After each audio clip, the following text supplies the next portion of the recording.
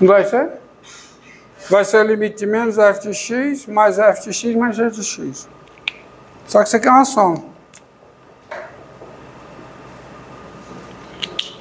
E se os dois limites são números reais, o limite da soma é um número real e o limite da soma é a soma dos limites. Então isso aqui vai ser o limite de menos f de x, mas o limite de menos f de x é menos o limite de f de x, que por hipótese é um número real.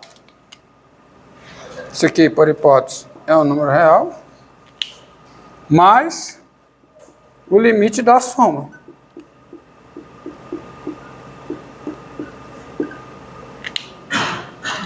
Que eu estou supondo que é um número real. Aí isso aqui vai ser um número real. Porque a soma dos dois números reais está real. O que é um absurdo. Porque eu estou supondo que o limite da G não é um número real. O que é um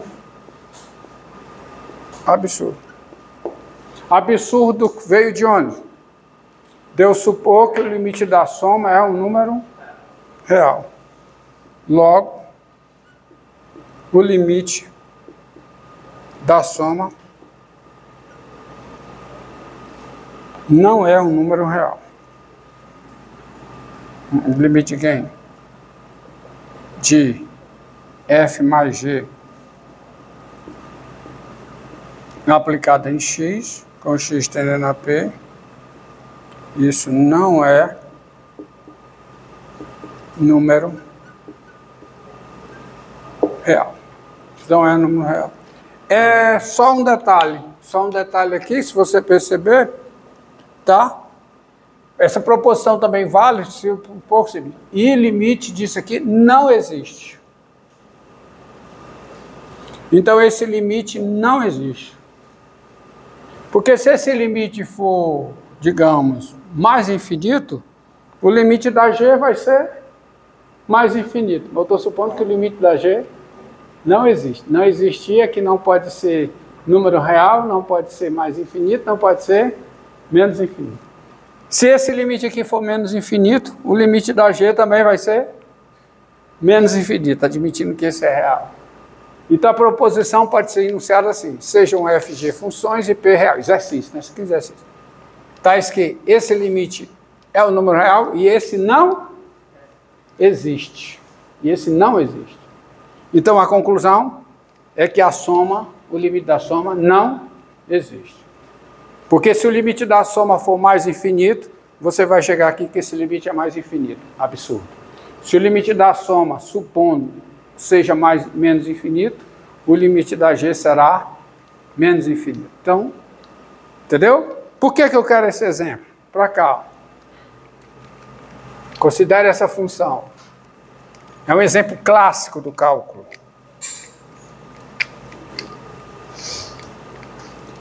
Você considera essa função aqui. Seja f de R em R, a função dada por f de x igual a x2 vezes o seno de 1 sobre x, se o x é diferente de zero. Tá? E é igual a zero se o x é igual a zero. Oh, essa função. Tá? Tem-se que, primeiro, a f é diferenciável em R asterisco. Lembrando, R asterisco é a união de dois intervalos abertos. A f é diferenciável em R asterisco. E em cada um desses intervalos abertos, isto é, no intervalo dos positivos e dos negativos, a f coincide com uma função diferenciável. Então, a f é diferenciável nos positivos, nos negativos, com a derivada da f em x, quem é? É 2x vezes o seno de 1 sobre x, mais x2, vezes a derivada sendo o cosseno de 1 sobre x, vezes quem? Menos 1 sobre x2. Ou seja, isso aqui é 2x seno de 1 sobre x menos o cosseno de 1 sobre x. Qualquer que seja o x, o quê? Diferente de zero. E no zero? No zero eu vou tentar usar a minha proposição. Eu vou tentar provar que o limite da derivada existe a um número real. Tá certo? Observe que f é contínua no zero. Observe que f é contínua no zero. Porque é o seguinte, quem é o limite de f de x com x tendendo a zero? Isso é o limite com x tendendo a zero de quem? Do x2 vezes o seno de 1 sobre x. Seno de 1 sobre x não tem limite com x tendendo a zero. Mas é isso aí, mas esse produto tem limite e é zero. Sabe por quê? É zero, pois se você pegar o x2 vezes o seno de 1 sobre x, em módulo, isso é maior que ou igual a zero e é menor que ou igual a x2. Qualquer que seja o x diferente de zero. Qualquer que seja x diferente de zero. Ou seja, numa vizinhança do zero, essa função em módulo, ela fica exprimida entre o zero e x2. Aí você usa o teorema do confronto, faz x tender a zero. Qual é o limite do zero? Zero. Qual é o limite de x2? Zero. Então, o que está no meio, em módulo, tem limite zero. Se você tira o módulo, também tem limite zero. Então, o limite dessa expressão, esse aqui é o teorema do confronto. Tá? Então, essa função tem limite zero. Ou seja, daí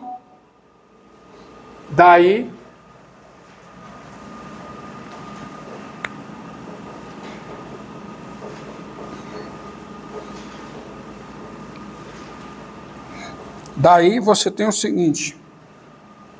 Daí o que é que você tem? Daí o limite de f de x com x tendendo a zero é igual a zero, que é o f de zero. Ou seja, essa minha função ela é contínua no zero.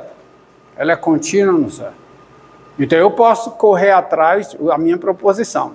Então vamos olhar o limite das derivadas. Acontece que a derivada não tem limite no zero. Porque veja o seguinte, ó. Limite com x tendendo a zero. Quem é a derivada? É isso aqui. Então, a derivada. Limite de 2x vezes o seno de 1 sobre x. Limite de 2x vezes o seno de 1 sobre x. Com x tendendo a zero. Isso é zero. Também pelo teorema do confronto. Pois o 2x vezes o seno de 1 sobre x, quando eu pegar em módulo, isso é maior que ou igual a zero, menor que ou igual ao módulo de 2x, aí você aplica qualquer que seja o x diferente de zero. Aí você aplica o teorema do confronto, que está no meio tem limite zero. Em módulo, sem módulo também tem limite zero. Mas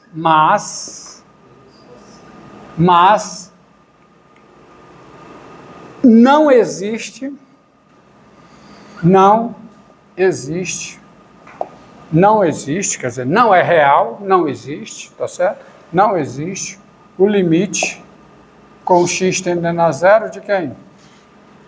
Do cosseno de 1 sobre x. E se não existe, não existe com menos. Logo, não existe o limite da soma.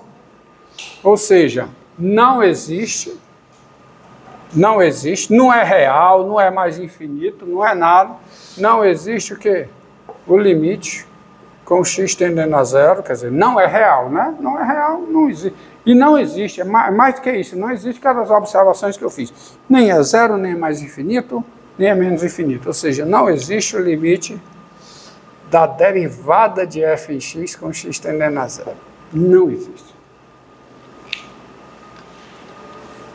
Entretanto, a função é diferenciável no zero. A função é diferenciável no zero. Tá? Entretanto, você tem o seguinte, e aí só me resta calcular a derivada no zero usando a definição, porque eu não posso usar a minha proposição, que a minha proposição diz, a derivada é o limite das derivadas quando o limite da derivada existe e é o número real, quando o limite da derivada é o número real. Então eu tenho que usar a definição. Quem é o limite de f de x menos f de zero, dividido por x menos zero com x tendendo a zero.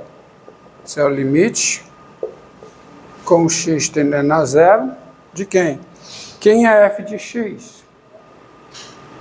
x2 seno de 1 sobre x. Dividido por x, isso fica o limite com x tendendo a zero de x vezes o seno de 1 sobre x, que é zero, por quê? É zero, pois, mesma coisa, x vezes o seno de 1 sobre x é maior que ou igual a zero em módulo e é menor que ou igual ao módulo de x, qualquer que seja o x, diferente de zero. E aí, pelo teorema do confronto, como o limite desse é zero, limite desse é zero, limite desse é zero. Tá? Então, morreu. A derivada era... Então, isso diz o quê? Assim, a função f, ela é o quê? Ela é diferenciável no zero. Ela é diferenciável no zero, com a derivada no zero sendo quem? Sendo zero. Assim, a função f, ela é diferenciável no zero,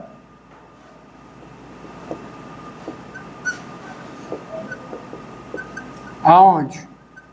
No zero, com derivada no zero, zero. Portanto, você tem o seguinte, ó. Portanto, a derivada da f em x, quem é? É o quê? Tá ali a fórmula. É 2x vezes o seno de 1 sobre x menos o cosseno de 1 sobre x. Se o quê? Se o x é diferente de zero. I é igual a zero. Se o x é igual a zero. Ou seja, o que é que você tem aí? Um exemplo clássico de uma função que tem derivada no zero, ela é diferenciável no zero, mas não existe o limite da derivada no zero. Ou seja, essas proposições, elas não têm a recíproca verdadeira. Elas não se aplicam, porque, ou seja, o fato de uma função ter derivada no zero não quer dizer que a derivada é o limite da derivada. E a minha proposição, a proposição que eu expliquei aqui para vocês diz outra coisa. Diz que se a função é contínua num ponto, diferenciável numa vizinhança aberta e estrita desse ponto, e a derivada tem limite no ponto, como número real, a função é diferenciável no ponto, e quem é a derivada no ponto? É o limite da derivada. Ok? Então você tem uma formulazinha para calcular a derivada no divisor de águas de em divisores de águas de uma função.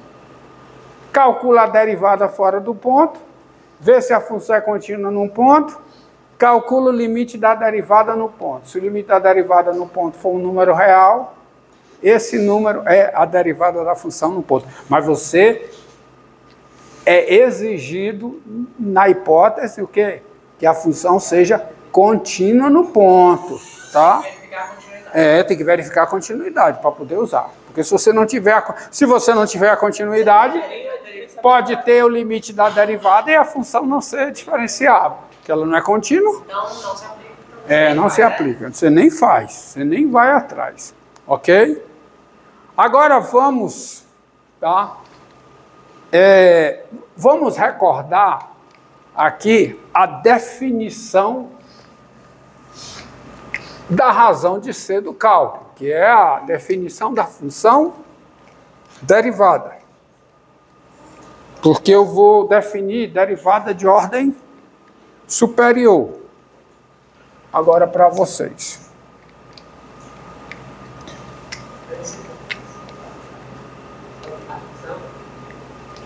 Tá. E as provas aí, professor?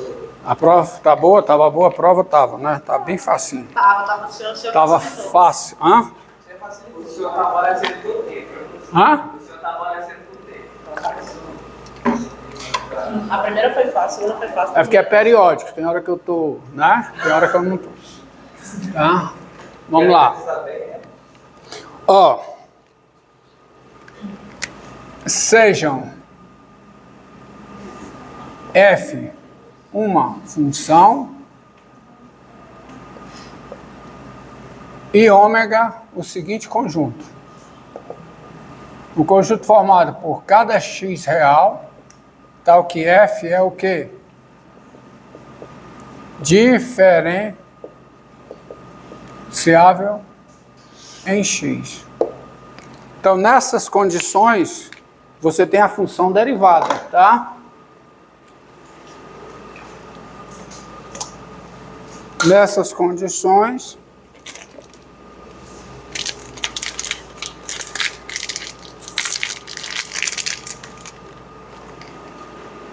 aliás, sendo mais preciso, não é nessas condições, é sendo o ômega diferente do vazio, que o ômega pode ser vazio. O ômega pode ser vazio. Por exemplo, eu já dei exemplo para você de uma função que não é contínua em nenhum ponto do seu domínio. Se isso acontece, ela não é diferenciável.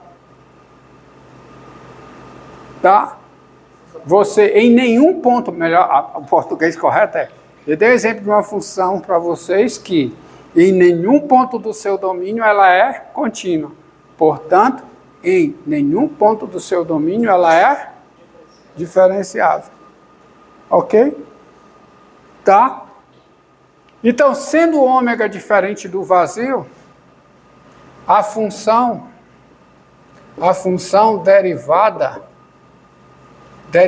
da f é a função denotada